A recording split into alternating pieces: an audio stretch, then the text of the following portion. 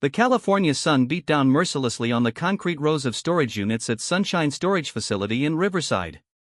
Megan Rodriguez clutched the small brass key in her sweaty palm, her heart hammering against her ribcage as she stood before Unit 247. 3 months had passed since her grandmother Elena's funeral, and today marked the first time she could bring herself to face whatever secrets lay behind that orange metal door. Megan's younger brother Carlos stood beside her, shifting nervously from foot to foot. At 28, she was only 2 years older than him, but the weight of being the family's eldest grandchild had always made her feel decades older. Their cousin Maria waited in the rental truck they'd brought, engine running and air conditioning blasting, occasionally honking the horn to remind them that time was money when it came to storage unit fees. "You sure you want to do this today?" Carlos asked, wiping sweat from his forehead with the back of his hand. "We could come back next weekend when it's cooler." Megan shook her head, her dark curls catching the afternoon light. "We've been putting this off for months. The storage fee is due next week, and we can't keep paying for something we've never even seen inside." She paused, remembering Elena's final words in the hospital. "Besides, Abuela said there were things in here we needed to know about." The key felt heavy in her hand as she inserted it into the lock.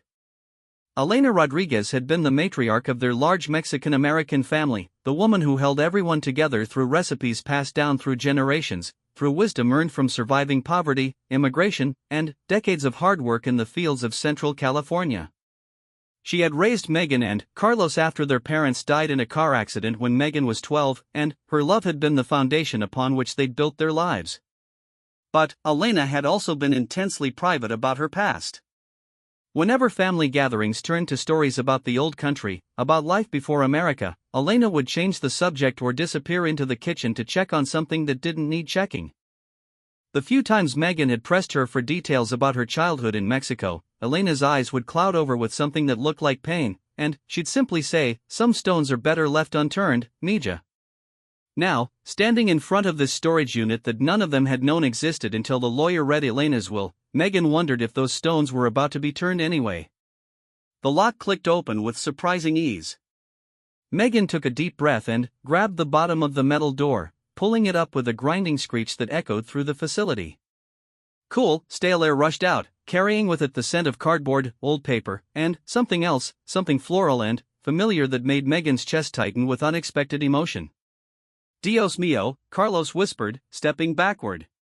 The storage unit was packed from floor to ceiling with carefully organized boxes, each labeled in Elena's precise handwriting. But it wasn't just the quantity that took their breath away, it was what they could see even from the entrance.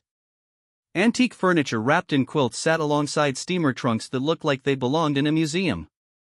Oil paintings in ornate frames leaned against the walls, and what appeared to be a collection of vintage jewelry boxes caught the light from outside. But most striking of all was the altar that had been constructed in the far corner. Candles surrounded a photograph of a young woman who looked remarkably like Megan, dressed in clothing that suggested the picture had been taken decades ago. Religious medals hung from red ribbons, and fresh flowers, somehow still vibrant despite the closed environment, adorned the makeshift shrine. How did she afford all this? Carlos asked, his voice barely above a whisper. They both knew Elena had lived modestly her entire life, working as a housekeeper and saving every penny to help put them through college. Her tiny apartment in East LA had been furnished with second-hand finds and yard sale treasures, nothing like the obvious wealth displayed in front of them. Megan stepped inside, her sneakers silent on the concrete floor. The floral scent grew stronger, gardenias, she realized, Elena's favorite flower. But there was no way gardenias could survive in a sealed storage unit in the California heat. Yet there they were, white and perfect, as if someone had placed them there that morning. "Look at this," she called to Carlos, pointing to a label on one of the nearest boxes. In Elena's careful script, it read, "For Megan, when she's ready to understand." Carlos moved to her side, reading over her shoulder. "There's another one," he said, pointing to a box marked, "The Truth About Papa Miguel." Miguel had been Elena's husband, their grandfather who had died when Megan was 5. She had only vague memories of a gentleman who smelled like tobacco and aftershave, who would lift her onto his shoulders and speak to her in rapid Spanish that she was too young to understand. According to family stories, he had been a farm worker like Elena, a simple man who had worked hard to provide for his family. But the box in front of them was filled with documents that suggested otherwise. Megan carefully lifted out the contents, official-looking papers with government seals, photographs of Miguel in what appeared to be a military uniform, and newspaper clippings in Spanish that were yellowed with age. "Carlos, look at this," Megan said, her hands trembling as she held up a faded photograph. It showed Miguel standing next to what was clearly a very expensive car, wearing a tailored suit and smiling broadly. Behind him was a house that looked more like a mansion, with elaborate ironwork and sprawling gardens. "That's not the grandfather I remember," Carlos said slowly. "I thought he was poor when he came to America." Megan set the photograph aside and picked up one of the official documents. Her Spanish was rusty, but she could make out enough to understand that it was some kind of land deed. The numbers were staggering, thousands of acres in the state of Jalisco, Mexico. "I think," she said carefully, "we didn't know Abuelo at all." They spent the next hour carefully examining box after box, each one revealing another layer of mystery. There were bank statements from Mexican institutions showing substantial deposits made regularly over decades. There were letters written in an elegant hand, signed "Tu querida Isabel, your beloved Isabel." There were photographs of parties and celebrations, all featuring Elena and Miguel dressed in expensive clothing, surrounded by people who looked like they belonged in society magazines. But perhaps most shocking was the collection of passports they found in a small metal box. Multiple passports for both Elena and Miguel, issued under different names, from different countries. Some showed stamps indicating travel to Switzerland, France, and Argentina. "This doesn't make sense," Carlos said, sitting down heavily on a wrapped piece of furniture. "Why would they need fake passports? Why would Abuela hide all this?" Megan was studying one of the passports when Maria's voice called from outside. "Hey, are you guys okay in there? The truck's been running for an hour." "We're fine," Megan called back, but she wasn't fine at all. Everything she thought she knew about her family was crumbling around her. The grandmother who had raised her, who had taught her the value of honesty and hard work, who had sacrificed everything for her grandchildren's education, that woman seemed to be living a lie. She picked up another box, this one labeled simply "Mexico," before. Inside were photographs that made her sink to her knees. Elena as a young woman, but not the Elena she knew. This Elena wore designer gowns and elaborate jewelry. This Elena stood in front of what was clearly a hacienda, surrounded by servants. This Elena looked like she had never worried about money a day in her life. At the bottom of the box was a leather-bound journal, its pages brittle with age. Megan opened it carefully, recognizing Elena's younger handwriting. The first entry was dated 1968, just months before Elena had supposedly immigrated to the United States. "Carlos," she said, her voice strange even to her own ears. "I think we need to read this." The journal's first page contained a single paragraph that made Megan's blood run cold. "They have found us. Miguel insists we must leave everything behind and run to America tonight. Isabel is dead, and they think we were involved. God forgive us for what we've done to survive. Our children must never know the truth about who we really were." The afternoon sun was beginning to fade when Megan finally looked up from the journal. She had read enough to understand that Elena and Miguel hadn't been simple farm workers when they came to America. They had been wealthy landowners in Mexico, involved in something dangerous enough that they'd had to flee their entire life overnight. But the journal also revealed something else that made Megan's heart ache. Elena hadn't abandoned her wealth willingly. She had given up everything, the hacienda, the servants, the comfortable life, to protect her children and grandchildren from whatever danger she and Miguel had been running from. "We need to take everything," Megan said finally, closing the journal and looking around at the storage unit with new eyes. "All of it. And then, we need to figure out what really happened to our family." Carlos nodded, though his face was pale. "Do you think the danger is still out there? Is that why she never told us?" Megan thought about Elena's final days in the hospital, how she had gripped Megan's hand and whispered urgently about secrets and forgiveness. At the time, Megan had thought it was just the medication talking. Now she wondered if Elena had been trying to prepare her for this moment. "I don't know," she admitted. "But I think we're about to find out." As they began the careful process of moving boxes to the truck, Megan couldn't shake the feeling that they were being watched. Twice she turned around, expecting to see someone lurking between the rows of storage units, but the facility appeared empty except for Maria, who was now helping them load boxes while bombarding them with questions they weren't ready to answer. The last item they removed was the altar from the corner. As Megan carefully lifted the framed photograph of the young woman, she noticed writing on the back, "Isabel Morales, sister, friend, victim. Forgive us. Isabel." The name from the love letters, the woman whose death had apparently forced Elena and Miguel to flee Mexico. But, if Isabel was Elena's sister, why were their love letters signed with her name? As they drove away from Sunshine Storage Facility, the truck heavy with secrets and revelations, Megan stared out the window at the familiar California landscape. Everything looked the same, the palm trees, the strip malls, the endless sprawl of suburbia, but she felt like she was seeing it all through different eyes. Elena's tiny apartment suddenly seemed like an elaborate performance, a carefully constructed facade designed to hide a truth too dangerous to reveal. The woman who had raised her with stories about the importance of living simply and, honestly, had been living the most complex lie imaginable. But, as they pulled into the parking lot of Megan's apartment complex, she realized something else. Despite the shock and confusion, despite having her entire family history rewritten in a single afternoon, she felt closer to Elena than ever before. The grandmother she remembered, loving, protective, fierce in her dedication to family, that woman had been real. She had just been carrying a burden too heavy for anyone to bear alone. "What do we do now?" Carlos asked as they began unloading boxes in Megan's living room. Megan looked at the growing pile of Elena's secrets and thought about the journal entry that mentioned children who must never know the truth. Elena had spent decades protecting them from something. Now they were adults, and the protection had lifted whether they wanted it or not. "Now," she said, picking up the journal again, "we find out who our grandmother really was. And maybe we finally understand why she loved us enough to give up everything." The apartment fell silent except for the whisper of turning pages as Megan began to read about a life that Elena had hidden so completely, it might as well have belonged to a stranger. 3 days had passed since the storage unit discovery, and Megan's apartment looked like a research facility. Boxes covered every surface, their contents carefully organized on her dining room table, coffee table, and even the kitchen counters. Carlos had taken vacation days from his job at the mechanic shop, and Maria had appointed herself as the family historian, creating a timeline on poster board that now covered most of Megan's living room wall.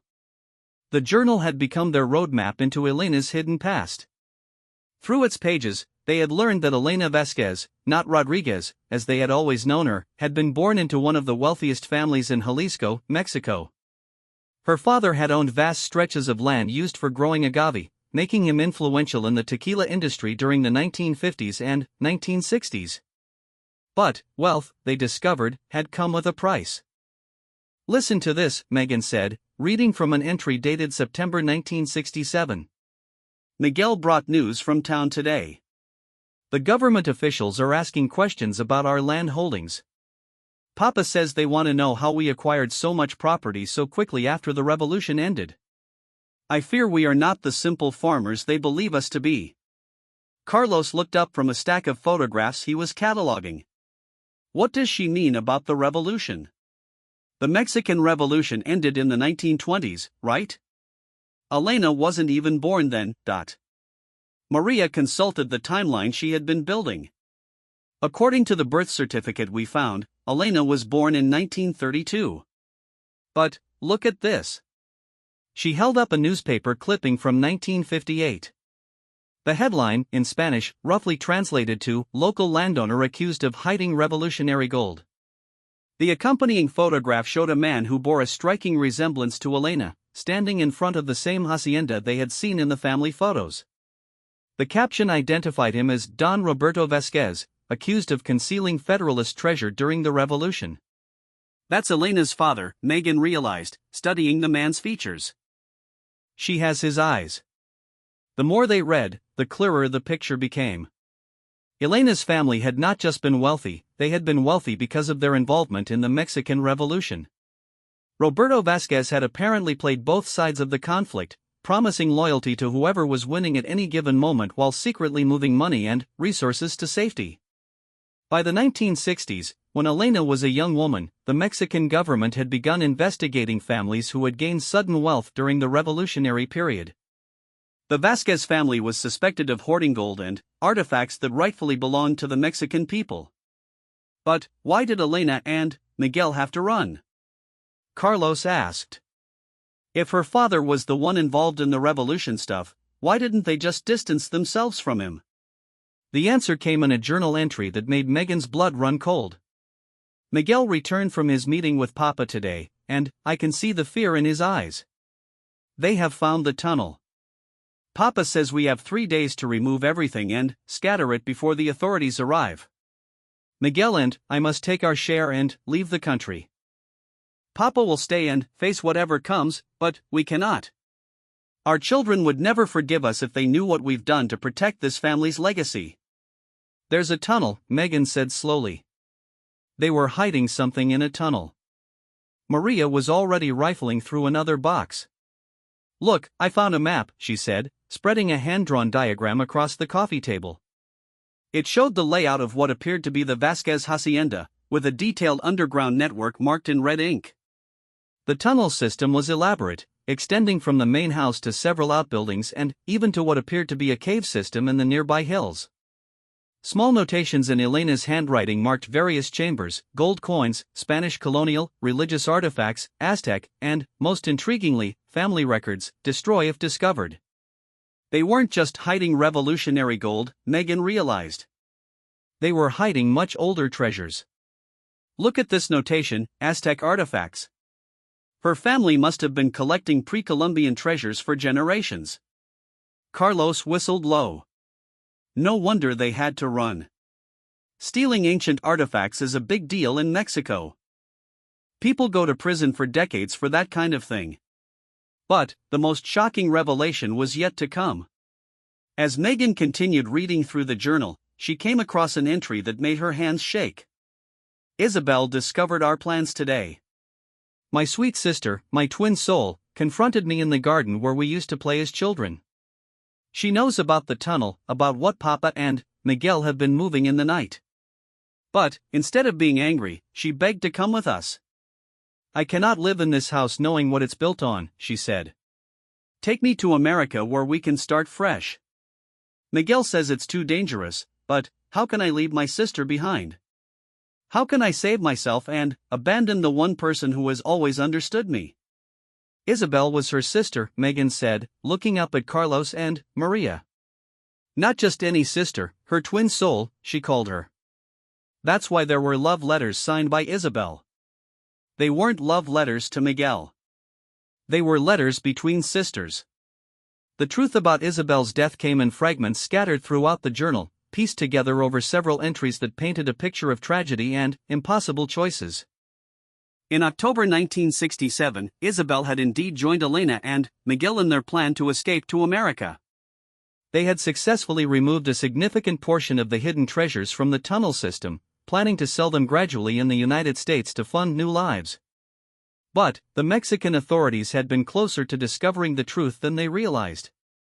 On the night they were supposed to leave, Isabel had insisted on returning to the hacienda one final time to retrieve a family heirloom, their grandmother's wedding dress, which had been hidden with the other treasures for safekeeping. Miguel had begged her not to risk it, but Isabel was determined. She never returned.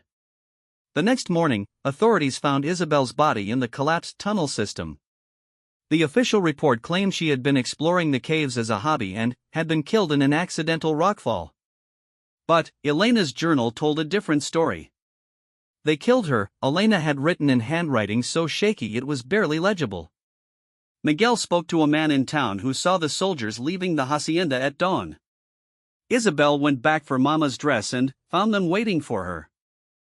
They made it look like an accident, but they killed my sister to send a message to our family. Papa is in hiding. They have seized all of our property. Miguel says we must leave tonight or we will be next. The final entries from Mexico were brief and desperate. Elena and Miguel had fled across the border with only what they could carry, leaving behind everything except a small collection of the most valuable artifacts. They had used these to fund their first years in America, selling pieces gradually through a network of collectors who asked no questions about provenance. But the journal revealed that their escape had come at a terrible psychological cost to Elena. She blamed herself for Isabel's death, believing that if she had refused to let her sister get involved, Isabel would still be alive. "I dream of her every night," one entry read. "Isabel stands in our grandmother's wedding dress, asking why I left her behind. Miguel says we saved ourselves, but what good is salvation when it costs your soul?" The later entries, written after they had settled in Los Angeles, painted a picture of Elena and Miguel deliberately constructing new identities. They had taken the name Rodriguez from a kind priest who had helped them find housing and work. They had destroyed all evidence of their previous life except for what they kept in the storage unit. Most heartbreaking of all, they had decided never to have children of their own. "We cannot bring innocent souls into this world when we carry so much guilt," Elena had written in 1970. "Our bloodline is tainted with theft and betrayal. Better that the Vasquez name die with us." Megan looked up from the journal to find Carlos and Maria staring at her with expressions of confusion and horror. "But we exist," Carlos said slowly. "Our father was Elena's son. If she decided not to have children." The answer came in another section of documents they had overlooked. Birth certificates, adoption papers, and letters from a Catholic orphanage in Guadalajara. Elena and Miguel had not had biological children. Megan and Carlos's father, Roberto Rodriguez, had been adopted from an orphanage when he was 3 years old. But the adoption papers revealed something even more shocking. Roberto had not been a random orphan. He was the son of Elena's cousin Maria Elena Vasquez, who had died in childbirth in 1969. The father was listed as unknown, but a note in Elena's handwriting on the margin of the birth certificate revealed the truth: Miguel's brother's boy. The family line continues, but safely hidden. "Our grandfather had a brother," Megan realized. "Roberto was our great-uncle's son, but Elena and Miguel raised him as their own to keep him safe from whatever danger the family name represented." The implications were staggering.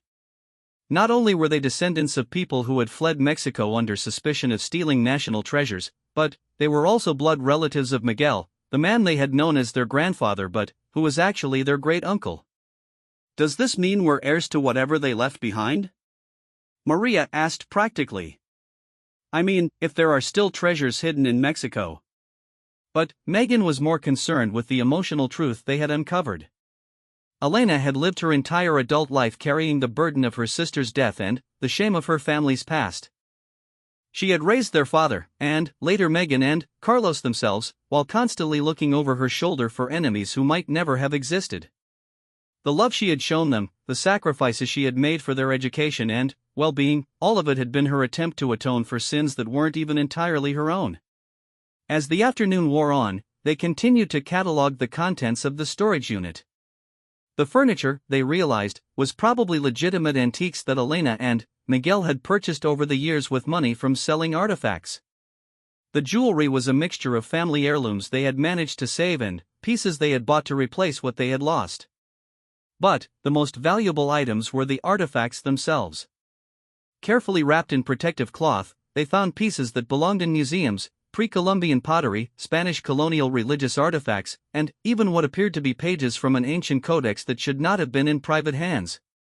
"These belong to Mexico," Megan said, holding up a golden ceremonial mask that was clearly of Aztec origin. Elena and Miguel were right to feel guilty about having them. "But what do we do now?" Carlos asked. "Do we turn them over to the authorities? Do we try to return them to Mexico? Do we keep them and continue the lie?" Before Megan could answer, her doorbell rang. Through the peephole, she could see a woman in her 60s, well-dressed and carrying what appeared to be official-looking documents. "Are you Megan Rodriguez?" the woman asked when Megan opened the door. "Yes, can I help you?" The woman smiled, but her eyes were sharp and calculating. My name is Dr. Carmen Flores. I'm a cultural attaché with the Mexican consulate in Los Angeles. I understand you recently came into possession of some items that may be of interest to the Mexican government. Megan's heart pounded as she realized that Elena's worst fears might have been justified after all. Somehow, someone had discovered what they had found in the storage unit. The past that Elena had worked so hard to bury was finally catching up with her grandchildren. Behind her, she could hear Carlos and Maria frantically trying to cover the artifacts spread across the apartment. But it was too late to hide what they had discovered. I think, Dr. Flores said, still smiling that cold smile, we need to have a very serious conversation about your family's history. As Megan reluctantly stepped aside to let the woman enter, she finally understood why Elena had taken her secrets to the grave. Some truths were too dangerous to reveal, and some families carried burdens too heavy for one generation to bear alone. The journal had given them answers about their past, but it had also opened a door to a future that might be far more complicated than they had ever imagined. Dr. Carmen Flores moved through Megan's apartment with the practiced eye of someone accustomed to evaluating priceless artifacts. Her gaze lingered on each piece that Carlos and Maria had unsuccessfully tried to hide, and Megan could see her mentally cataloging everything from the Aztec ceremonial mask to the Spanish colonial religious pieces. Please, sit down, Dr. Flores said, settling herself onto Megan's couch as if she owned the place. We have a great deal to discuss. Megan remained standing, her arms crossed defensively. I don't understand how you even know about any of this. We only found these things 3 days ago. Dr. Flores smiled, but it didn't reach her eyes. Ms. Rodriguez, the Mexican government has been monitoring the Vasquez family's activities for over 50 years. When Elena Rodriguez, died 3 months ago, we began tracking any activity related to her affairs. Storage units, safety deposit boxes, property transfers. Your visit to Sunshine Storage Facility was noted. You've been watching us, Carlos said, his voice tight with anger. For 3 days, you've been watching us go through our grandmother's things. Your great-grandmother's things, actually, Dr. Flores corrected gently. Yes, we're aware of the true family relationships. Elena was quite thorough in constructing her new identity, but not thorough enough to fool modern investigative techniques. She opened her briefcase and pulled out a thick folder. What you've discovered in that storage unit represents one of the largest collections of stolen Mexican cultural artifacts still in private hands. The estimated value, both monetary and cultural, exceeds $50 million. Megan sank into a chair, the enormity of the situation finally hitting her. $50 million? The golden mask alone is worth approximately $8 million. It's from the temple complex at Teotihuacan, stolen during an illegal excavation in 1962. The codex pages are priceless. They contain astronomical calculations that could rewrite our understanding of pre-Columbian science. Dr. Flores laid several photographs on the coffee table. They showed the same artifacts now scattered around Megan's apartment, but, in these pictures, they were displayed in what appeared to be museum cases. These photographs were taken by Elena's father, Roberto Vasquez, in 1965, just before he was forced to hide everything in the tunnel system. He had been planning to donate the collection to Mexico's National Museum of Anthropology, but political pressure from certain government officials made him fear for his family's safety. What kind of political pressure? Megan asked, thinking of Elena's journal entries about government investigations. Dr. Flores leaned back, her expression becoming more thoughtful. This is where the story becomes more complicated than your grandmother knew. Roberto Vasquez was not the villain she believed him to be. She opened another section of her folder and pulled out official government documents, some bearing the seal of the Mexican presidency. In 1964, Roberto Vasquez was approached by President Gustavo Díaz Ordaz's administration to serve as a private custodian for cultural artifacts that were being illegally exported from Mexico by foreign collectors and unscrupulous archaeologists. The arrangement was unofficial, but it was legal. Roberto was essentially running a safe house for stolen Mexican treasures until the government could figure out how to repatriate them properly. Carlos shook his head in confusion. But Elena's journal says he was accused of stealing revolutionary gold. Cover story, Dr. Flores explained. Roberto's real work was so sensitive that even his family couldn't know about it. The government needed plausible deniability in case international collectors or foreign governments started asking questions about missing artifacts. So they created a narrative that made Roberto look like a private collector with questionable ethics. Megan felt like the ground was shifting beneath her feet again. So Elena and Miguel ran away for nothing? Isabel died for nothing? Dr. Flores's expression softened for the first time since she had arrived. Isabel's death was not for nothing, though it was tragic. She died because she stumbled into the middle of a genuine theft operation that was using Roberto's cover story to mask their own activities. She pulled out a police report, yellowed with age. In October 1967, a group of international antiquities thieves had infiltrated the region, using Roberto's reputation as a private collector to gain access to archaeological sites.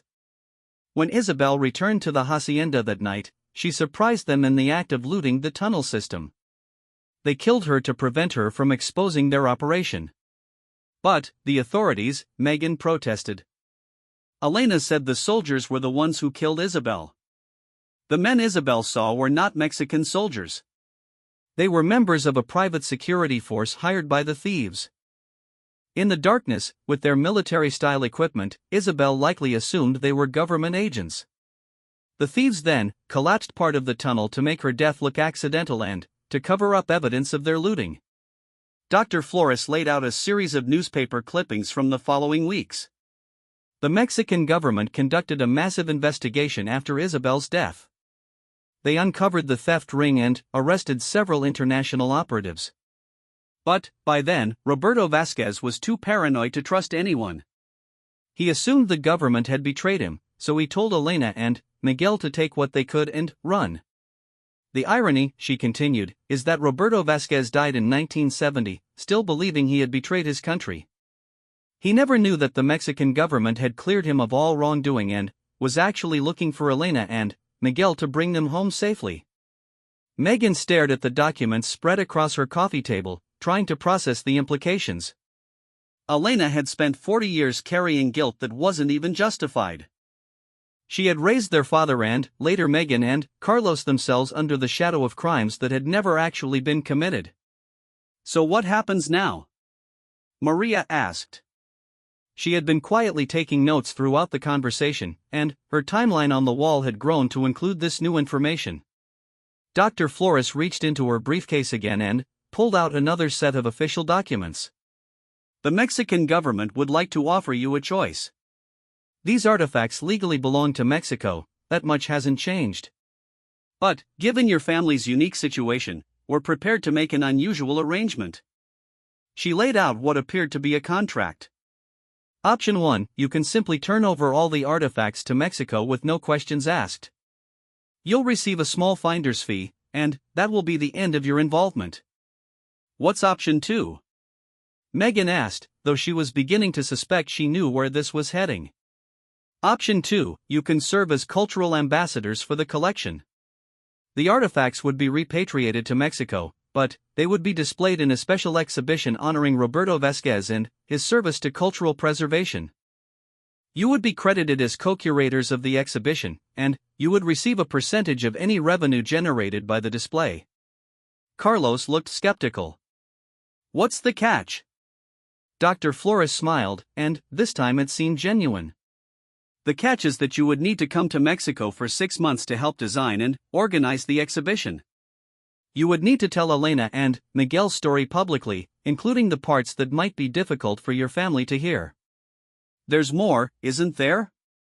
Megan asked, reading something in the woman's expression. There is. We've discovered that Roberto Vasquez was not just hiding Mexican artifacts. Over the course of his work, he also helped protect cultural treasures from several other countries, Guatemala, Peru, even some pieces from ancient Egypt. The international community is very interested in reuniting these items with their countries of origin.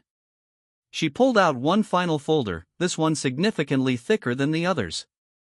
If you choose option 2, you wouldn't just be working with Mexico. You'd be part of an international effort to return stolen cultural artifacts to their rightful homes. It would mean travel to multiple countries, working with museums and governments around the world. And Elena and Miguel would be recognized for what they really did, Megan realized. Not as thieves, but as people who helped preserve these treasures until they could be returned safely. Exactly. Your grandmother spent her entire life feeling guilty about something that was actually heroic. This would be a chance to set the record straight. Megan looked around her apartment at the artifacts that had transformed her understanding of her family history. 3 days ago, she had thought Elena and Miguel were simple people who had worked hard to give their family a better life. Then, she had discovered they were fugitives carrying stolen treasures and terrible secrets. Now she was learning that they had actually been heroes carrying treasures that were never stolen in the first place, heroes who had never known they were heroes. "Can we have some time to think about it?" she asked. "Of course. But I should mention one more thing." Dr. Flores gathered her papers and returned them to her briefcase. "Elena left something else in that storage unit. Something you haven't found yet." Megan frowned. "We went through everything. We catalogued every box. Did you examine the altar carefully? The one with Isabel's photograph?" They hadn't. In their rush to catalog the artifacts and read the journal, they had carefully moved the altar aside but hadn't examined it closely. Dr. Flores's question sent them all hurrying back to the storage unit that evening, flashlights in hand despite the facility's overhead lighting. The altar was exactly as they had left it, but now Megan examined it with new eyes. The base was constructed from what appeared to be a wooden chest, draped with a white cloth embroidered with religious symbols. When she carefully lifted the cloth and opened the chest, her breath caught in her throat.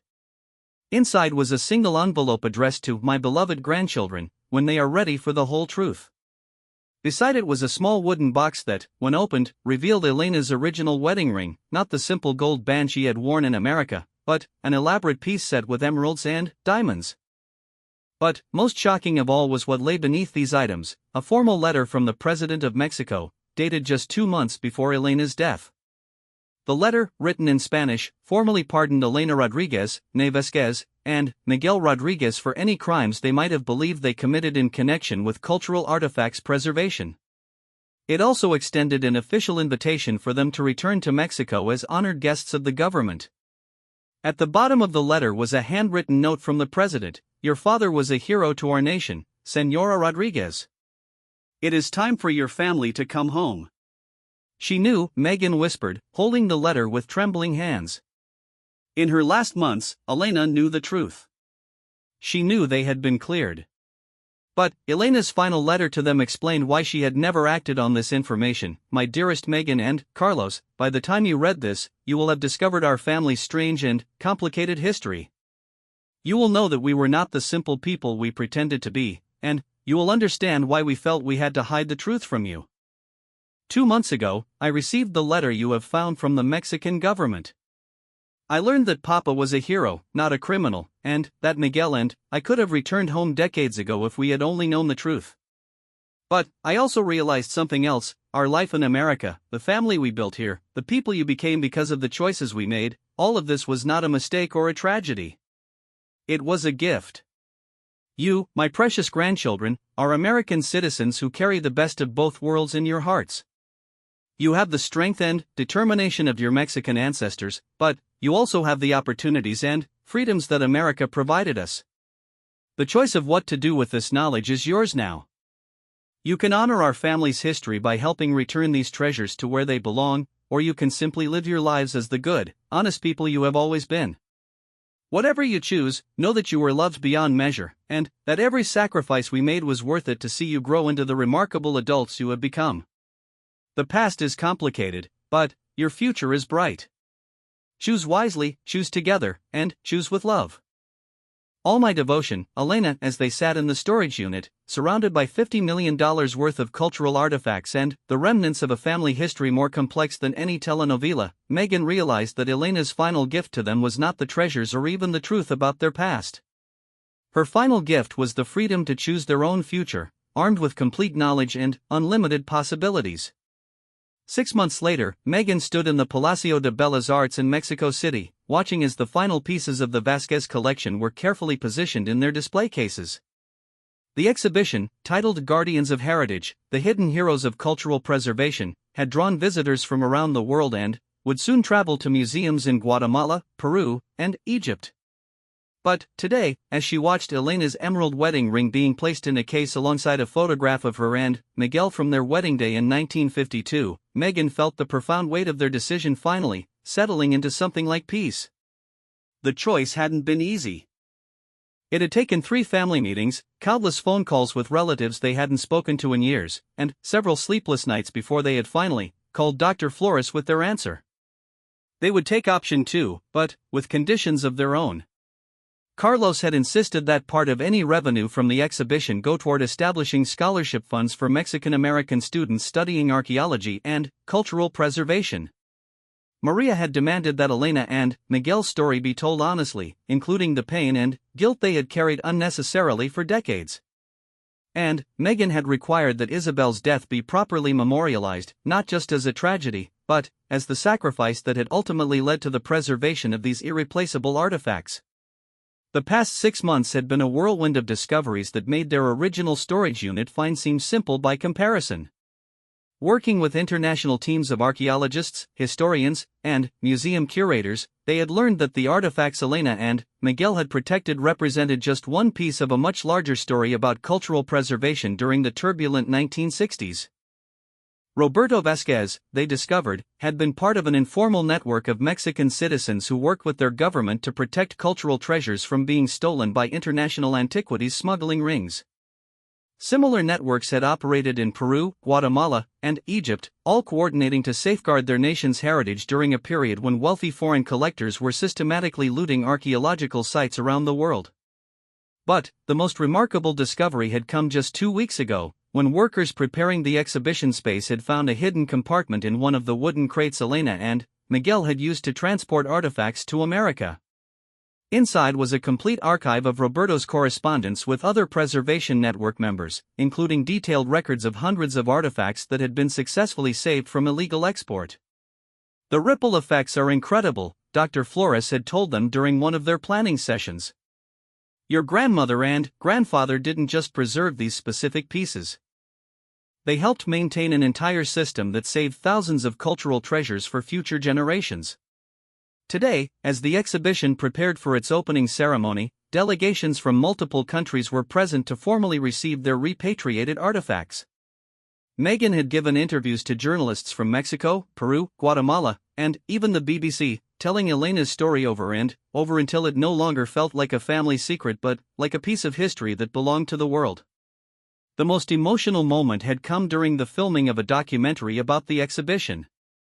The director had asked Meghan to read aloud from Elena's final letter while standing in front of Isabel's memorial case. As she spoke Elena's words about sacrifice and love, Meghan had finally understood something that had been eluding her for months. Elena's true heroism wasn't in the artifacts she had helped preserve or even in the family she had protected by hiding in America.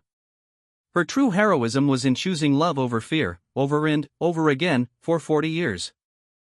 Every time Elena had gotten up in the morning to work as a housekeeper, knowing she had been raised in a mansion with servants of her own, she was choosing love for her grandchildren over pride in her past. Every time she had saved money for their college educations instead of spending it on the luxuries she had once known, she was choosing their future over her comfort. Every time she had bitten her tongue when relatives complained about financial struggles, knowing she could have solved their problems with a single artifact sale, she was choosing their safety over their gratitude. She could have told us, Carlos said during one of their evening planning sessions. They were staying in a hotel in Mexico City, and their room was scattered with exhibition materials and family photographs they were reviewing for the documentary. She could have explained everything and let us decide whether we wanted to be part of the secret. Could she? Meghan asked, looking up from a photograph of Elena as a young woman, radiant in her wedding dress. Think about it. If she had told us when we were teenagers that our family had $50 million worth of artifacts hidden away, what would we have done? Maria laughed from her spot on the floor, where she was organizing newspaper clippings about their story. I probably would have tried to sell something to buy a car. Exactly. And, if she had told us as adults, we would have felt obligated to return everything immediately, without understanding the full context.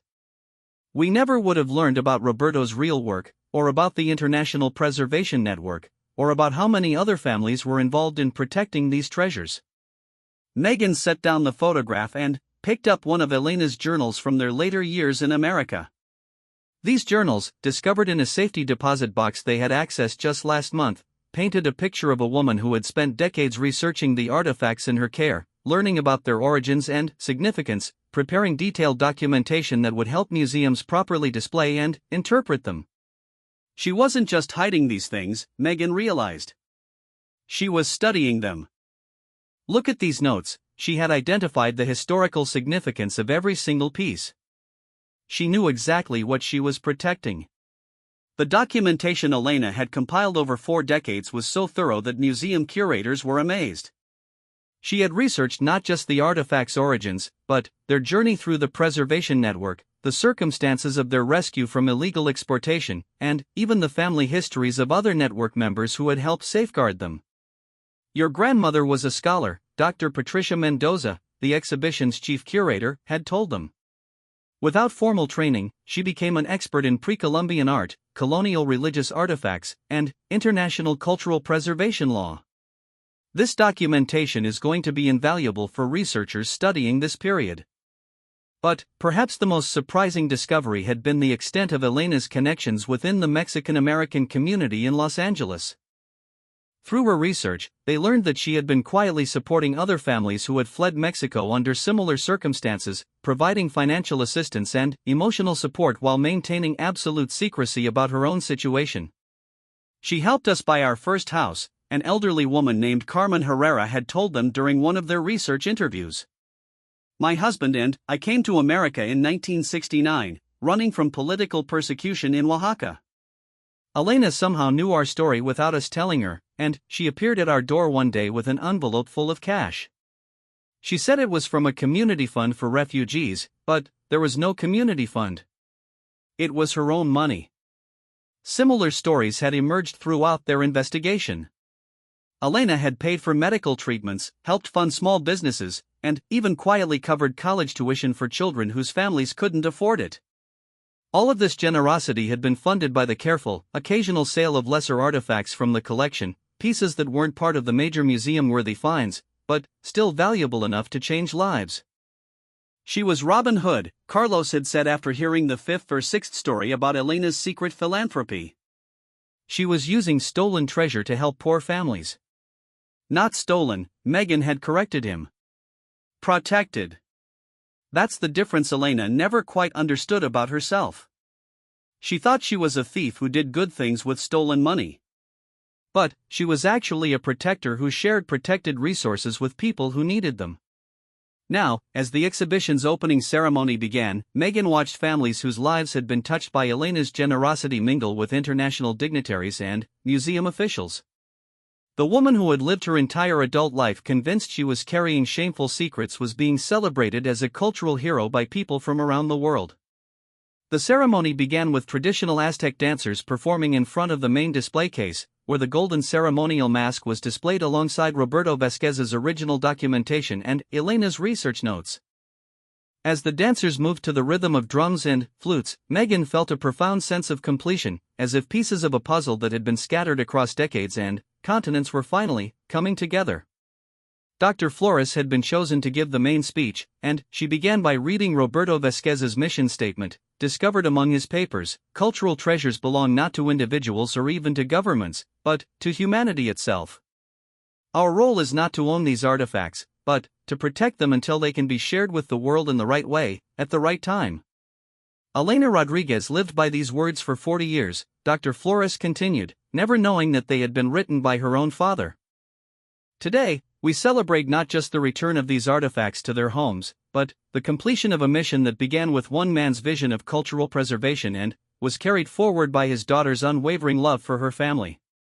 When it came time for Megan to speak, she found herself looking out at an audience that included museum directors from around the world, Mexican government officials, and dozens of Mexican-American families who had been quietly touched by Elena's generosity over the years. But she also saw empty chairs where Elena and Miguel should have been sitting, and she felt the weight of speaking for people who had never been able to speak for themselves. My grandmother Elena Rodriguez spent her life believing she was carrying a terrible secret, Megan began. She died thinking she had failed her family by running away from Mexico and hiding stolen treasures. But what we've learned in these past months is that Elena's real secret was much different. Her secret was love so profound that she was willing to carry any burden to protect the people she cared about. She paused, looking down at Elena's emerald wedding ring, which she now wore on a chain around her neck. Elena's legacy isn't really about these artifacts, as beautiful and historically important as they are. Her legacy is about the choice she made every single day for 40 years, the choice to put her family's well-being ahead of her own pride, her own comfort, and even her own truth. She chose love over fear, protection over recognition, and service over self-interest. As the ceremony concluded and guests began to tour the exhibition, Megan found herself standing alone in front of Isabel's memorial case. The photograph of Elena's sister showed a young woman with bright eyes and an optimistic smile, wearing the grandmother's wedding dress that she had died trying to retrieve. "I think she would be proud of what you did with her sacrifice," a voice said behind her. Megan turned to see an elderly Mexican man she didn't recognize, wearing a museum volunteer badge that identified him as senior. "Eduardo Vasquez, family historian." "Vasquez?" Megan asked, her pulse quickening. The man smiled. "Roberto was my uncle. Isabel was my cousin. I'd been waiting 50 years to meet Elena's family." He gestured toward the exhibition. "This is exactly what my uncle hoped would happen someday. He always believed that the treasures would find their way home when the time was right." They talked for over an hour, Eduardo sharing stories about Roberto's work and the extended family that still lived in Jalisco. By the end of their conversation, Megan realized that their journey wasn't really ending with this exhibition, it was beginning. "There are other collections," Eduardo told her as the museum prepared to close for the day. "Other families who worked with the preservation network, who still have artifacts waiting to be returned.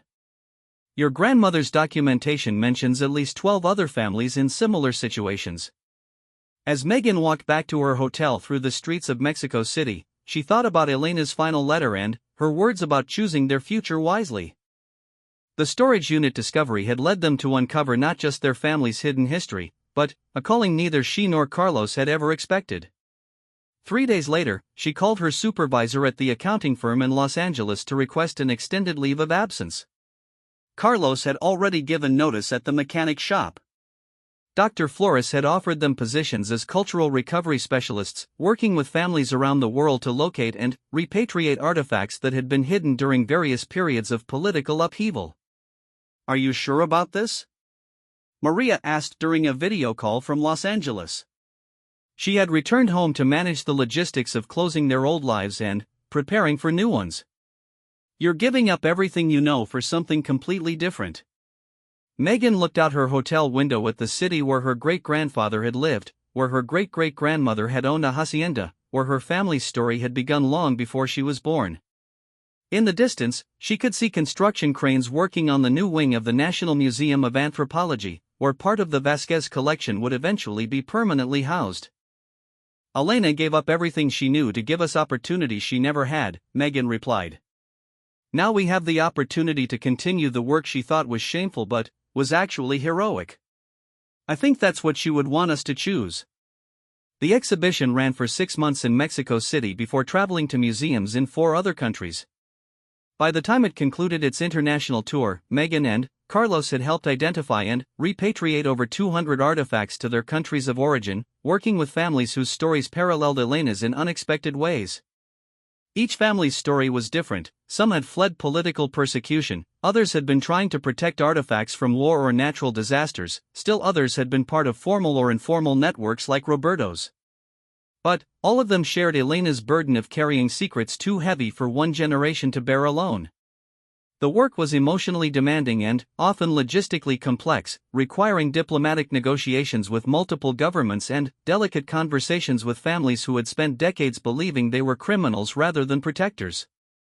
But every time Megan saw artifacts returned to museums where they could be properly preserved and shared with the public, she felt Elena's presence strongly, as if her grandmother was finally at peace. On the first anniversary of their storage unit discovery, Megan and Carlos returned to Sunshine Storage Facility in Riverside. Unit 247 was now empty, its contents distributed among museums around the world, but they had rented it for one more month as a memorial to Elena. They placed fresh gardenias in the corner where her altar had stood, and Carlos read aloud from her journal entries about the importance of family and the power of love to overcome fear. As the California sun set behind the rows of storage units, Megan realized that Elena's story had become their story too, not because they had inherited her secrets, but because they had inherited her choices. The choice to love beyond fear. The choice to protect what matters most. The choice to trust that truth, however complicated, is always better than the most comfortable lie. Elena Rodriguez had died believing she was keeping terrible secrets from the people she loved most. But her true secret, the one she never fully understood about herself, was that love like hers can transcend time, transform shame into honor, and turn hidden burdens into gifts that change the world. Standing in that empty storage unit, surrounded by the ghost of $50 million worth of cultural treasures and the echo of a love so profound it had shaped 3 generations, Megan finally understood that some discoveries are worth waiting for, and some secrets are worth keeping until the people we love are ready to understand them.